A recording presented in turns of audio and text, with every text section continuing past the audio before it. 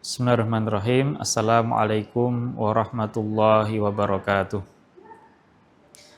Alhamdulillahirabbil alamin wa bihi nasta'inu ala umuri dunya waddin. Assalatu wassalamu ala asyrafil anbiya'i wal mursalin wa ala alihi wa ashabihi ajma'in. Subhanaka la ilma lana illa ma 'allamtana innaka antal alimul hakim. Allahumma inna nas'aluka ilman nafi'an wa rizqan thayyiban wa amalan mutaqabbalan. Allahumma amin. Hadirin pemirsa Borneo TV dimanapun Anda berada, semoga Allah merahmati kita semuanya, kaum muslimin muslimat yang berbahagia. Alhamdulillah, kita patut bersyukur pada Allah Subhanahu wa taala. Sampai dengan hari ini Allah berikan kita kenikmatan. Kita bisa merasakan sebagai orang yang beragama Islam, dan kenikmatan Islam ini adalah kenikmatan yang terbesar yang Allah Subhanahu wa taala berikan kepada kita sebagai hambanya. Itulah kenikmatan yang terus kita doakan sebetulnya di dalam setiap sholat kita, yaitu bacaan suratul Fatihah. Bukankah kita selalu membaca ihdinas siratal mustaqim? Itu ungkapan doa kita pada Allah Subhanahu wa taala supaya kita diberikan jalan yang lurus selalu, dan itu adalah Islam. Terlebih hari ini kita juga diberikan kenikmatan berupa kesempatan kita bisa merasakan beribadah di bulan Ramadan, bulan yang penuh dengan ampunan, bulan yang penuh dengan kemuliaan, keberkahan, limpahan pahala, dan berbagai macam hikmah-hikmah serta media pendidikan untuk memperbaiki diri dan keluarga kita. Alhamdulillah kita bisa masuk di dalamnya dan bisa kita laksanakan. Mudah-mudahan Allah Subhanahu wa taala menerima puasa kita, menerima qiyam Ramadan kita, menerima tilawah kita, baca Al-Qur'an kita, menerima sedekah kita. Hadirin pemirsa yang dirahmati Allah Subhanahu wa taala, ada beberapa hal yang luput sebetulnya dari kaum muslimin kaitannya ketika kita bicara Ramadan. Yang kita kenal ataupun kita sebut bahwa kaum muslim itu seringkali melupakan rohnya Ramadan. Melupakan spirit utama dari Ramadan itu apa? Karena tertinggal dari 3 temannya. Kita kenal dalam sejarah bahwa Ramadan ini Allah syariatkan ketika beliau, Nabi kita Muhammad SAW itu berada di Madinah, dan ketika itu di bulan Sya'ban. Artinya ketika di Madinah pada tahun 2 Hijriah di bulan Sya'ban itu Allah Subhanahu wa taala memberikan perintah syariat itu sebetulnya tidak hanya puasa Ramadan, tetapi ada perintah-perintah yang lainnya yang menyertai dengan perintah itu. Ada 3 perintah yang lainnya, 3 syariat yang lainnya. Kalau kita membaca sirah nabawiyah, kita mengenal bahwa Rasulullah SAW itu dakwah di Mekah pertama kali kan 13 tahun. 13 tahun setelah itu Rasulullah SAW hijrah dari Mekah ke Madinah, dan persis 2 tahun berikutnya ketika beliau sudah di Madinah itu disyariatkan yaitu puasa. Nah, sehingga ada kurun waktu 15 tahun untuk Allah itu mempersiapkan kaum muslimin, umat Islam, sehingga siap untuk menerima beban yaitu syariat puasa. Sehingga itu waktu yang lumayan cukup lah gitu. Kalau orang bilang hari ini usia itu adalah usia yang sudah balik gitu. Nah, makanya orang yang sudah balik itu disebut sebagai orang yang terbebani syariat.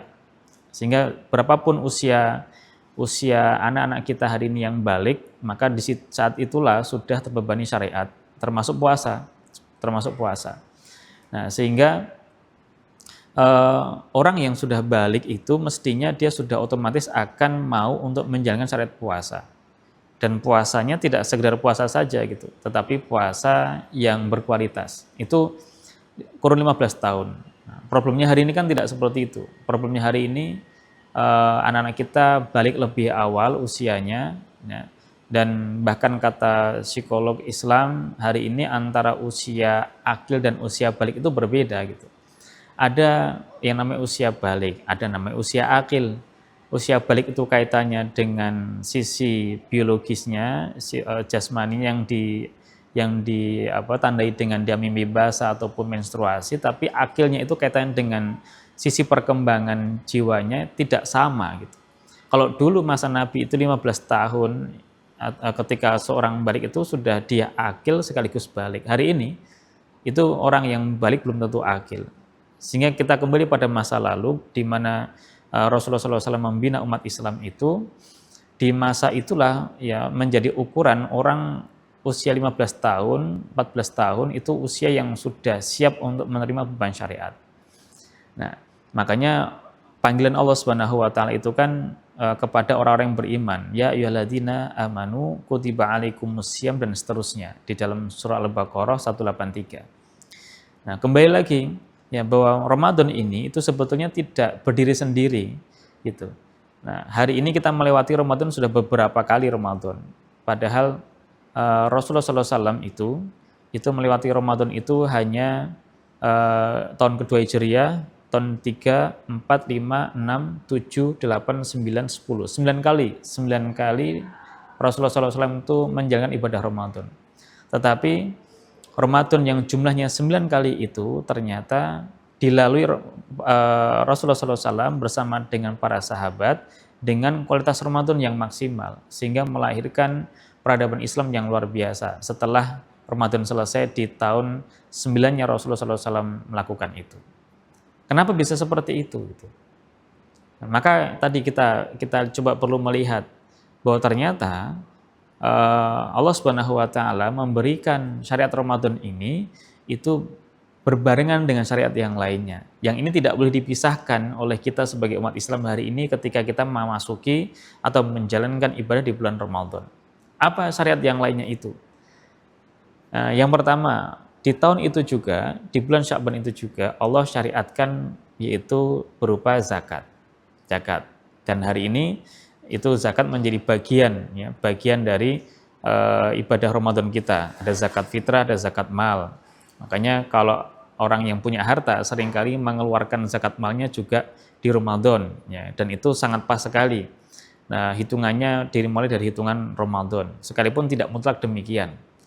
Nah, zakat fitrah sudah kita kenal, kita mengeluarkannya di Ramadan sebelum pelaksanaan Idul Fitri. Itu zakat, dan sekaligus sebagai penguat adanya syariat sedekah, di mana Rasulullah SAW ketika bulan Ramadan itu menjadi orang yang lebih dermawan dibandingkan dengan dengan perilaku beliau, kedermawanan beliau di luar bulan Ramadan. Yang dalam hadisnya itu disampaikan sebagai ajwadun nas, sebagai orang yang lebih dermawan, ya, yang digambarkan seperti kedermawan beliau itu seperti angin yang mengalir hartanya itu di Ramadan. Artinya sangat dermawan sekali. Karena memang di Ramadan disyariatkan itu. Syarat yang kedua adalah tentang jihad. Nah, ini juga tidak boleh dilupakan. Bahwa ternyata di bulan Sya'ban, di tahun yang sama itu, di tahun 2 Hijriah, itu Allah Subhanahu wa taala mensyariatkan adanya jihad. Jihad, gitu. Dan ini hari ini saya pikir tidak perlu kita bicara yang alergis gitu soal jihad, karena memang jihad bagian dari syariat Islam. Hari ini orang menjadi alergi ketika bicara tentang jihad di dalam Islam, ya karena hari ini jihad seakan-akan didefinisikan dalam definisi yang sempit sekali begitu, sehingga tidak menyeluruh ketika menjalankan syariat jihad. Padahal jihad itu ada fikihnya.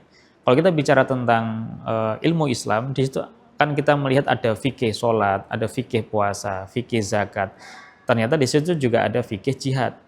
Sehingga ketika seorang muslim itu mempelajari jihad, sebenarnya jihad sesuai dengan fikih Islam, panduan Islam, maka orang tidak perlu alergi ketika bicara tentang jihad. Dan di Ramadan itu jihad. Rasulullah SAW, coba lihat di dalam sejarah Nabi, di Ramadan yang pertama Allah Subhanahu wa taala memerintahkan kaum muslimin untuk berjihad, berperang. Jihad dalam arti perang. Yang kita kenal dengan perang Badar. Yang di situ Allah ceritakan di dalam surah Al-Anfal bagaimana kisah heroik dan luar biasa perjuangan Rasulullah SAW bersama dengan para sahabat di perang Badar. dengan jumlah yang sedikit melawan jumlah yang sangat besar dalam posisi yang tidak siap perang pada saat itu. Tetapi mau bagaimanapun harus berperang gitu. Karena ini adalah perintah dari Allah Subhanahu wa taala. Nah, karena perintah yang dilakukan atas dasar samina wa ata'na untuk menjunjung kalimat Allah, maka apa yang terjadi? Allah menangkan itu. Kan begitu ya. Allah menangkan kelompok Rasulullah SAW, umat Islam yang berjumlah sedikit itu ya melawan orang-orang kafir Quraisy pada saat itu yang berjumlah banyak sekali gitu. Nampaknya tidak logis dalam hitungan kacamata manusia, tetapi ternyata tidak ada yang tidak mungkin bagi Allah Subhanahu wa taala gitu. Dan itu syariat jihad, syariat perang. Nah, nanti silakan pemirsa sekalian bisa mempelajari sendiri kaitannya dengan fikih jihad itu seperti apa di dalam Islam. Karena memang jihad di dalam Islam itu sangat penting sekali gitu, dan itu harus ada dalam diri kita. Tentu tidak asal jihad ya, tidak asal orang teriak takbir Allahu Akbar, nyerang sana nyerang sini tanpa adanya perhitungan dan tanpa adanya nilai-nilai Islam yang diterapkan, tidak seperti itu. Jihad bukan seperti itu. Ada pembahasan sendiri khusus yang membahas tentang jihad. Kenapa ini penting? Ya, karena kita lihat supaya Islam itu tidak tertampakkan sebagai agama yang horor, agama yang bengis, agama yang suka perang, bukan seperti itu. Kita bisa cek dalam sejarah Islam, dimanapun pada waktu itu Islam hadir di suatu negeri, maka tidak ada yang namanya pembiaran ataupun perampasan ataupun penghangusan, tidak ada sama sekali. Yang ada semua rakyat menjadi senang, bahkan orang-orang non-Islam menjadi juga tenang menjalankan ibadah. Itu yang kita lihat di dalam sejarah Islam. Dari mulai zaman Rasulullah SAW sampai zaman kejayaan Islam, tidak ada satu negeri yang dibebaskan oleh umat Islam kecuali di situ setelah itu ada keberkahan, kemuliaan, kedamaian, kemakmuran. Dan itu buah dari jihad dalam Islam. Nah, itu syariat yang Allah Subhanahu wa taala turunkan juga di bulan Sya'ban. Itu yang ketiga. Dan yang keempat syariatnya adalah syariat perpindahan kiblat. Perpindahan kiblat. Ini yang mungkin luput dari kaum muslimin ya. Bahwa perpindahan kiblat itu juga terjadi ternyata di bulan Sya'ban di tahun kedua Hijriah. Tepatnya pada saat itu ketika Rasulullah SAW bersama dengan para sahabat sedang sholat asar di Madinah, dan ketika itu turunlah perintah dari Allah Subhanahu wa taala untuk memindahkan kiblat yang tadinya di Masjidil Aqsa, Palestina, Baitul Maqdis, pindah menuju ke arah Masjidil Haram, yaitu Ka'bah. Nah, sehingga di Madinah kita kenal ada yang namanya Masjid Kiblatain ya. Ada dua sisi mihrab yang bertolak belakang 180 derajat berpindah. Itu jamaah teman-teman yang dirahmati Allah Subhanahu wa taala, perpindahan kiblat itu juga menjadi bagian tak terpisahkan mestinya dari Ramadan. Coba kita lihat bagaimana kisah tentang perpindahan kiblat itu. Itu kan Rasulullah SAW berdoa menengadahkan tangannya sampai wajah itu menghadap ke atas. Itu di dalam surah Al-Baqarah Allah sampaikan ceritakan tentang hal itu. Allah Subhanahu wa taala berfirman, qad nara taqalluba wajhika fis sama falanuwalliyannaka qiblatan tardaha fawli wajhaka syatrul masjidil haram, dan seterusnya. Itu Allah menceritakan bagaimana Rasulullah SAW itu memohon pada Allah menengadahkan tangan dan wajahnya ke atas untuk meminta supaya Allah memalingkan kiblatnya kaum muslimin. Apa yang salah dengan Baitul Maqdis? Tidak ada yang salah dengan Baitul Maqdis. Bahkan sampai hari ini kita cinta dengan Baitul Maqdis, cinta dengan Masjidil Aqsa. Sebagai kiblat pertama umat Islam, sebagai di situ tempat juga Rasulullah SAW Mi'raj ya, dari bumi ke langit Sidratul Muntaha juga di Masjidil Aqsa. Tidak ada yang salah, bahkan mulia. Rasulullah SAW juga mengisyaratkan adanya kemuliaan orang yang sholat di sana ya, dengan 250 ataupun dalam riwayat yang lain 500 kali lebih bagus dibandingkan sholat di luar Masjidil Aqsa. Tidak ada yang masalah dengan Masjidil Aqsa, tidak ada yang masalah dengan Baitul Maqdis. Yang jadi persoalan adalah adanya Yahudi. Orang-orang Yahudi di Madinah ketika itu mengatakan dengan perkataan yang sedikit yang bernada ejekan begitu. Mereka dalam bahasa bebas yang kita bisa bahasakan, orang-orang Yahudi mengatakan tidak apa-apa, mereka umat Islam itu berbeda dengan kita. mungkin beda Tuhannya, mungkin beda cara ibadahnya, tetapi mereka kiblatnya sama dengan kita, yaitu orang-orang Yahudi. Mereka bilang seperti itu. Di mana kiblatnya? Baitul Maqdis. Mereka bahkan mengatakan ternyata apa yang dibawa oleh Muhammad itu sama dengan apa yang kita yakini, yaitu di dalam Yahudi. Kenapa? Karena sama-sama kiblatnya ke Baitul Maqdis. Kiblatnya sama, tidak beda. Sehingga kita sama-sama saja. Nah gitu. Nah itu Rasulullah SAW ya dengan ungkapan-ungkapan yang senada dengan hal itu merasa tidak nyaman dan memang Islam itu berbeda dengan Yahudi. Gitu. Maka sampai Rasulullah SAW itu meminta pada Allah Subhanahu Wa Taala untuk memindahkan kiblatnya dari Masjidil Aqsa ke Masjidil Haram. Bukan semata-mata soal pindahnya arah, bukan. Tetapi semangat apa yang dibawa, semangat apa yang hendak dimunculkan oleh Rasulullah SAW ya, yang menjadi pelajaran bagi umatnya ya untuk diamalkan gitu.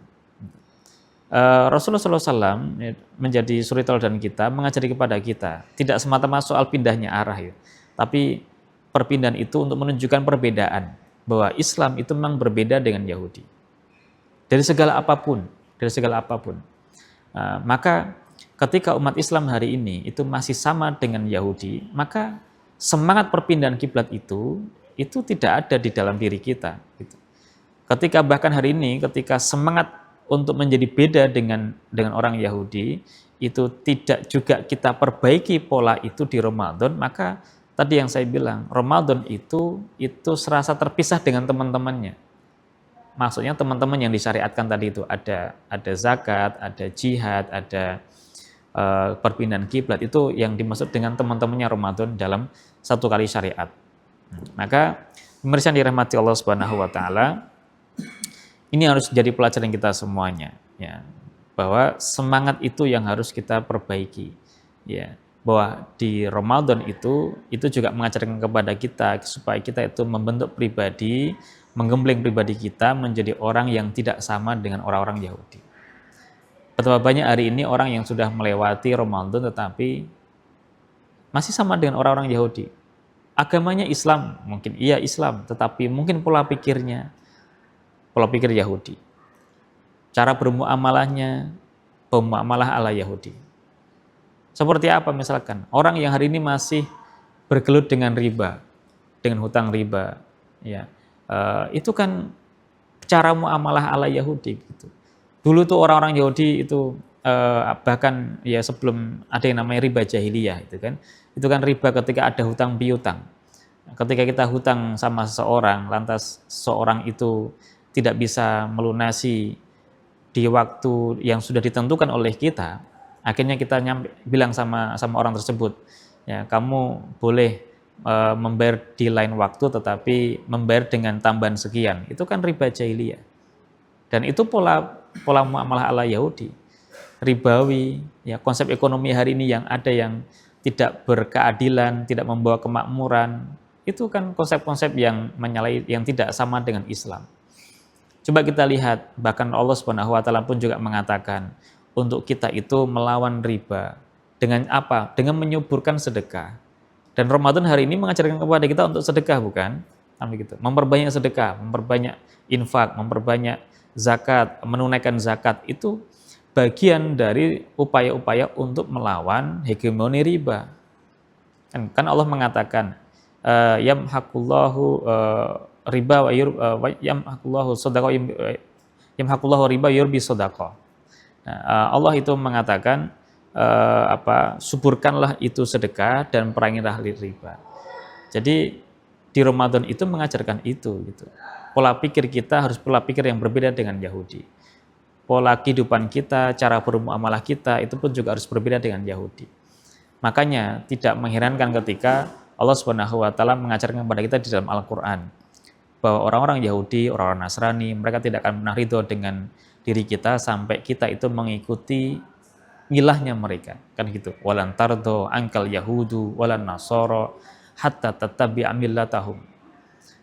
Mungkin mereka tidak mengajak kita untuk masuk ke dalam agama mereka, orang Islam, tetapi mereka akan terus memberikan pengaruh kepada kita untuk bisa meneladani, mengikuti pola-pola kehidupan mereka. Dan itu yang hari ini ada, budaya hari ini ada. Apakah ini budaya dari Islam? Kita perlu lihat mana budaya yang bisa sesuai dengan atau tidak melanggar syariat, mana yang melanggar syariat, itu harus kita pilah-pilah.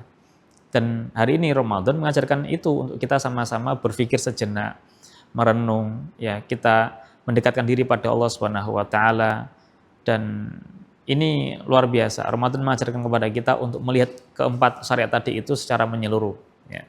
Bahwa Ramadan harus membawa perubahan dalam diri kita, membawa perubahan dalam sisi bagaimana cara kita bermuamalah supaya kita tidak sama dengan orang-orang Yahudi. Misalkan sampai dengan hari ini teman-teman sekalian masih bergelut dengan sistem-sistem yang sifatnya sistem Yahudi, ribawi dan sebagainya, maka perlu dilihat. Jangan-jangan memang Ramadan kita itu memang tidak memberikan bekas kepada kita dengan maksimal gitu. Padahal Allah Subhanahu wa taala itu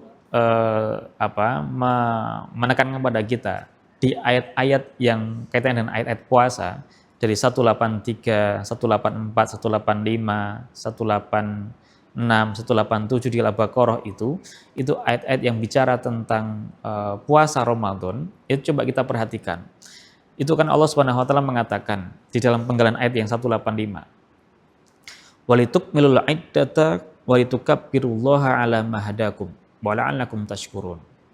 Bicara tentang Ramadan itu Allah sampaikan walitukmilul iddata walitukabbirullaha ala ma hadakum. Ya, supaya kamu itu menyempurnakan bilangan Ramadan. Dalam terjemahannya kita lihat seperti itu. Para ulama tafsir mengatakan pada kita bisa melihat itu di dalam beberapa kitab tafsir. Walitukmilul iddata itu dimaknai orang itu masuk Ramadan itu tidak sekedar menyelesaikan Ramadan. Yang namanya sempurna itu kan berbeda dengan selesai. Ada orang yang selesai tapi tidak sempurna. Ada orang yang selesai dan sempurna. Kan begitu. Seperti teman-teman yang kuliah misalkan. Ya kan, ada orang yang selesai kuliah, IPK-nya relatif normal. Ya, 2,5, 3. Ada orang yang kuliah selesai sempurna IPK-nya. Ya kan, 4 misalkan. Itu berarti dia selesai tapi sempurna. Nah, Ramadan itu kita diminta di Ramadan oleh Allah Subhanahu wa taala untuk menyelesaikan dengan sempurna.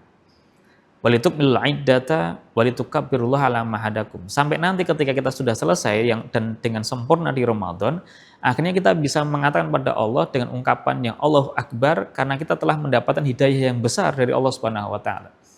Hidayah apa? Hidayah Islam. Hidayah yang akhirnya bisa merubah kita di luar Ramadan, kita berperilaku dengan nilai-nilai keislaman dan ketakwaan. Itulah maksudnya la'allakum tattaqun. Ya, kita menjadi orang pribadi yang senantiasa bertakwa di 11 bulan yang lainnya di luar Ramadan itu ketika kita menyelesaikan Ramadan dengan sempurna. Walitukmilul iddata yang tadi itu tidak sekedar menyelesaikan Ramadan. Sekali lagi tidak segera menyelesaikan bilangan Ramadan. Tidak cukup hanya sekedar puasa 29 hari. Tidak cukup hanya sekedar puasa 30 hari. Tetapi sempurna, ya selesai dengan sempurna. Dengan kemuliaan Ramadan masuk dalam diri kita. Nilai-nilai Ramadan masuk dalam diri kita. Ketika tadi kita bicara tentang perpindahan arah kiblat, semangatnya seperti itu, maka keluar Ramadan mestinya menjadikan kita sadar bahwa kita itu memiliki karakter sendiri, memiliki nilai-nilai sendiri yang harus kita junjung dan perjuangkan. Kita punya panduan sendiri Al-Quran yang harus kita laksanakan dan itu sangat berbeda dengan panduan-panduan di yang lainnya, termasuk orang Yahudi. Maka kita cek, sudah seperti itukah nantinya kita ataukah tidak. Nah, jamaah rahmatullah subhanahu wa ta'ala teman-teman, sebagai pembahasan berikutnya ya, supaya kita tidak lupa bahwa Ramadan, ruhnya itu adalah ruh tentang perbaikan diri. Baik perbaikan diri pribadi ataupun diri keluarga kita. Kita coba lihat di dalam Al-Quran itu. Ramadan sangat lekat sekali dengan Al-Quran. Bahkan Ramadan itu di dalamnya diturunkan Al-Quran. Allah mengatakan demikian. Syahrul Ramadan alladzi unzila fil Qur'an hudal linnasi wa bayyinatin minal huda wal furqan. Bulan Ramadan itu diturunkan di dalamnya Al-Quran dan Al-Quran itu sebagai hudan, petunjuk bagi manusia dan pembeda antara yang yang batil dengan yang tidak, yang hak begitu. Nah, teman-teman yang rahmati Allah Subhanahu wa taala, para pemirsa Ponyo TV, maka kita tidak bisa melepaskan ya ruh Ramadan ini dengan ruhnya Al-Qur'an. Ya, bagaimana kita berinteraksi dengan Al-Qur'an. Dan Al-Qur'an mengajarkan kepada kita loh. Mengajarkan kepada kita supaya kita itu lebih mendekat dengan Al-Qur'an sehingga kita bisa menggali apa yang ada di dalam Al-Qur'an dan akhirnya muncullah itu sebagai hidayah untuk kita. Al-Quran ini tidak akan menjadi hidayah, tidak akan menjadi hudan, tidak akan menjadi petunjuk bagi kita, kecuali kalau kita baca dan kita dalami maknanya, kita belajar di dalamnya. Hari ini berapa banyak orang yang berlomba-lomba untuk menghantamkan Al-Quran. Di Ramadan tidak cukup hanya sekedar menghantamkan Al-Quran. Di Ramadan lebih daripada itu. Ya, lebih daripada itu. Kalau kita boleh bilang cukuplah sekali saja menghantamkan Quran, sisanya perdalam makna Al-Quran. Apakah ada dasarnya? Ada dasarnya. Rasulullah SAW itu ketika Ramadan, setiap kali Ramadan, itu selalu merojaah hafalan Quran bersama Jibril dan menghatamkan cuma satu kali. Nanti di Ramadan yang terakhir, baru Rasulullah SAW itu menghatamkan Al-Quran di depan Jibril 2 kali. Jadi kalau kita mau mengikuti Rasulullah SAW, ya cukup sekali sudah cukup gitu. Kita tidak bicara para ulama, para sahabat yang dia berkali-kali menghatamkan Quran. Mereka fakih terkait dengan Al-Quran. Nah kita loh, kita ini bahasa kita bukan bahasa Arab, kita bahasa Indonesia. Nah, dan Al-Quran ini bahasa Arab yang bahasa asing bagi kita. Tetapi memang murahnya Allah Subhanahu wa taala, sekalipun kita tidak paham Al-Quran, dibaca pun sudah mendapatkan pahala. Tapi kan kita tidak cukup hanya sekedar itu. Ramadan mengajarkan kepada kita bahwa Al-Quran ini hudan, petunjuk bagi manusia. Maka kalau teman-teman itu hari ini pasang target khatam Quran sampai berapa kali, ya mending khatam Quran sekali, sisanya pelajari Quran. Pelajari Quran, dalami maknanya, dalami tafsirnya. Kita mau mencari makna yang mana, tema yang apa, kita keluarkan ayat-ayat itu, kita pelajari itu. Dan Al-Quran salah satu temanya adalah tema tentang perbaikan di dalam keluarga. Itu juga ruh semangat Al-Quran, semangat untuk memperbaiki keluarga. Kita bicara ayat tentang puasa di dalam Al-Baqarah yang 187, itu kan bicara tentang suami istri. Allah Subhanahu wa taala itu sangat paham sekali. Kita sebagai manusia itu bersuami, beristri, saling membina hubungan kasih sayang di rumah, saling membutuhkan. Sampai Allah mengatakan hunna libasul lakum wa antum libasul lahun. Kan begitu ya. Nah, itu kan sama-sama sebagai libas. Libas itu pakaian. Dan itu diingatkan loh di dalam Al-Qur'an. Dan itu dalam rangkaian ayat Ramadan. Itu kalau nggak perbaikan keluarga itu apalagi gitu. Itu Al-Qur'an mengingatkan kepada kita di dalam rangkaian ayat tentang puasa. Jadi kalau hari ini teman-teman kita semuanya di keluarga kita sendiri, ya hari ini kita tidak mencoba untuk memperbaiki sisi itu, sisi keluarga kita, maka ruh Ramadan tidak kita dapat. Apa yang Rasulullah SAW sampaikan, apa yang Allah Subhanahu wa taala utarakan di dalam Al-Quran, tidak kita dapatkan. Padahal itu adalah esensi dari atau ruh dari Ramadan. Maka teman-teman yang rahmati Allah Subhanahu wa taala harus ingat itu gitu. Harus ingat bahwa Ramadan mengajarkan kepada kita ruhnya ruh perbaikan juga. Ya, perbaikan diri, perbaikan keluarga gitu. Tapi jangan dilupakan bahwa Ramadan itu untuk mencapai kesempurnaan itu Allah juga sampaikan ayatnya, ya, ayatnya tentang doa. Wa idza sa'alaka ibadi anni fa inni qarib ujibu da'watad da'i idza da'ani falyastajibu li wal yu'minu bi la'allahum yarshudun. Itu Allah juga sampaikan demikian di dalam rangkaian ayat tentang puasa itu. Yaitu kita jangan lupakan doa, jangan lupakan doa, dan itu spirit Ramadan, ruh dari Ramadan tidak bisa kita tinggalkan. Berapa banyak orang yang lalai. Apa yang kita doakan di dalam Ramadan kita? Sudahkah kita susun dengan spesifik doa-doa kita? Ya, doa untuk perbaikan diri, doa untuk perbaikan keluarga, meminta supaya keluarga kita, anak-anak kita yang merupakan aset akhirat itu betul-betul berguna nantinya sampai di surga kita kumpul kembali. Kita doakan ataukah tidak? Jangan-jangan kita luput dari hal itu.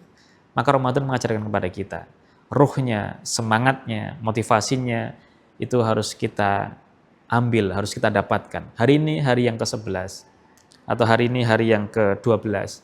Ya, masih ada waktu. Ya, sisa waktu yang ada 18 hari ke depan. Itu harus menjadi Ramadan-Ramadan yang berkualitas, berkelas. Dari hari demi hari harus menjadikan kita itu lebih baik, ya. Sehingga keluar dari Ramadan seperti kata Allah Subhanahu wa taala. Kita keluar Ramadan selesai, tidak sekedar selesai, tapi kita selesai betul-betul selesai dengan sempurna. Ya, nilai Ramadan masuk dalam diri kita, ruh Ramadan itu masuk dalam diri kita, sehingga kita menjadi pribadi-pribadi yang bertakwa. Sebagaimana yang Allah sampaikan, la'allakum tattaqun, menjadi orang pribadi-pribadi yang senantiasa bertakwa. Kita menjadi terbimbing dalam menjalani kehidupan di 11 bulan yang akan datang, selain di luar Ramadan. Jadi orang-orang yang berhati-hati dari sifat-sifat yang dari perbuatan subhat, hati-hati dari perbuatan yang haram, selalu meningkat ketakwaan, selalu meningkat ketaatan, ya. Itu yang Allah kehendaki dari sifat la'allakum tattaqun.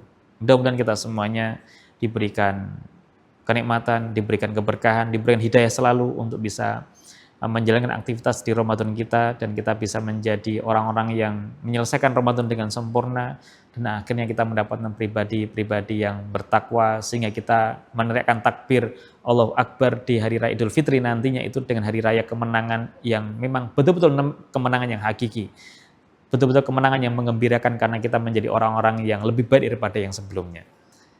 Itu yang menjadi pelajaran kita pada sore hari ini.